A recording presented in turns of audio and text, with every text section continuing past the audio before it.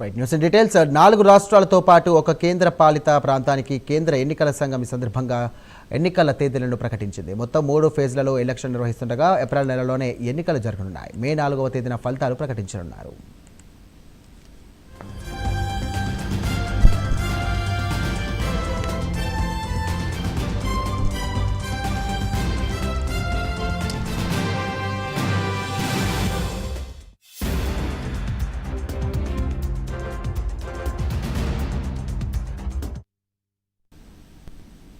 Shall be taken for all our respected senior citizens and Divyangjan.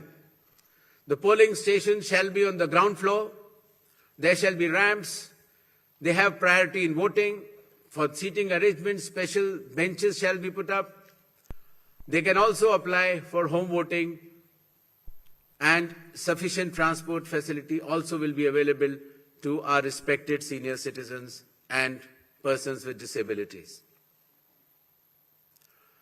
During the recent 12 months, the Election Commission of India has taken more than 30 new initiatives to ensure that elections are more transparent.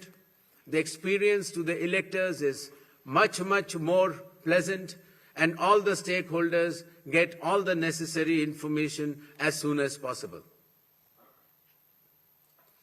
The first one of them has been the special intensive revision, which ensures, in accordance with Article 326 of the Constitution, that no eligible voter shall be excluded, while at the same time no ineligible person should be included.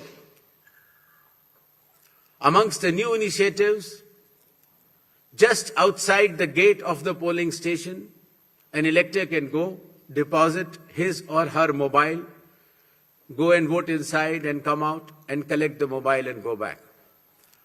In order to identify the candidate to whom the elector wants to select, there shall be colored photograph of all the candidates on the EVMs. In order to ensure that there are no long queues, not more than 1,200 electors shall be there in any polling station.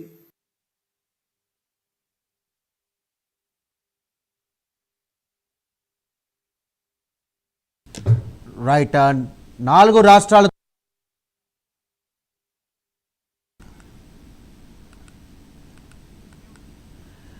4 రాష్ట్రాలతో పాటు ఒక కేంద్ర పాలిత ప్రాంతానికి కేంద్ర ఎన్నికల సంఘం ఎన్నికల తేదీలను ప్రకటించింది. మొత్తం 3 ఫేజుల్లో ఎలక్షన్ నిర్వహిస్తుండగా ఏప్రిల్ నెలలోనే ఎన్నికలు జరగనున్నాయి. మే 4వ తేదీన ఫలితాలు ప్రకటించనున్నారు.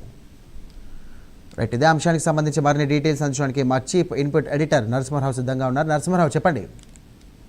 ఎన్నికలకు సంబంధించినంత వరకు షెడ్యూల్ విడుదలైన తర్వాత 2-3 అంశాలపై మనకు క్లారిటీ వస్తుంది. ఒకటి, అందరూ ఇంట్రెస్ట్ గా చూస్తున్నారు. ఇప్పుడు ఈ నాలుగు రాష్ట్రాలు ఒక కేంద్ర పాలిత ప్రాంతానికి సంబంధించినంత వరకు ఎన్నికలను మనం పరిశీలిస్తే ప్రధానంగా అందరి దృష్టిని ఆకర్షిస్తున్న రాష్ట్రం ఏదైనా ఉందంటే అది ఖచ్చితంగా వెస్ట్ బెంగాల్ అనే చెప్పుకోవచ్చు. సో వెస్ట్ బెంగాల్ ఎన్నికలకు సంబంధించి మనం 2-3 రోజుల నుంచి కూడా మన ఛానల్లో డిబేట్ చేస్తున్నాం. ఈసారి ఎన్ని ఫేజుల్లో ఎలక్షన్ జరుగుతుంది, ఎన్ని దశల్లో పోలింగ్ జరుగుతుందన్న అంశం పైన మనం డిబేట్ చేస్తున్నట్టుగానే ఈ దశలకు సంబంధించినంత వరకు, అంటే ఎన్ని దశల్లో పోలింగ్ నిర్వహించాలన్న అంశానికి సంబంధించినంత వరకు ఎన్నికల కమిషన్ దాన్ని కేవలం 2 దశలకే పరిమితం చేసింది. ఇది ఒక మేజర్ ఇష్యూగా ఈ రోజు ఎన్నికల తేదీలు వచ్చేసాయి, స్క్రీన్ పైన కనిపిస్తున్నాయి.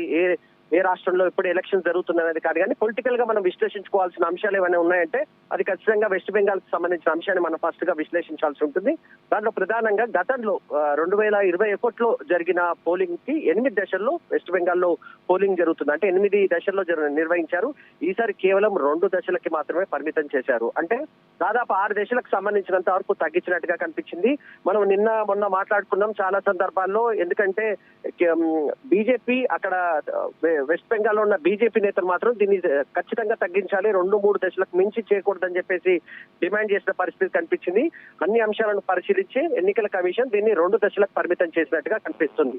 కీ ఫ్యాక్టర్ గా చెప్పుకోవాల్సింది వెస్ట్ బెంగాల్ కి సంబంధించినంత వరకు 2 దశలకు సంబంధించి కూడా పెద్దగా టైం ఇవ్వలేదు. 23 ఏప్రిల్ అదేవిధంగా 29 ఏప్రిల్ కి టైం ఇచ్చినట్టుగా కనిపిస్తుంది. మొత్తానికి ఈ రాష్ట్రానికి సంబంధించినంత వరకు కీ ఫ్యాక్టర్ గా ఉన్న మమతా బెనర్జీకి ఇది అత్యంత కీలకమైన ఎలక్షన్ గా మనం చెప్పుకోవచ్చు. ఎందుకంటే నిజానికి 5 రాష్ట్రాలకు సంబంధించినంత వరకు మనం బ్రాడ్ గా చూస్తే బీజేపీకి పెద్దగా ఒక అధికారంలో ఎక్కడ ఉందంటే అది కేవలం అస్సాంలో మాత్రమే ఉంది. మిగతా 4 రాష్ట్రాల్లో ఎక్కడ కూడా బీజేపీ అధికారంలో లేదు.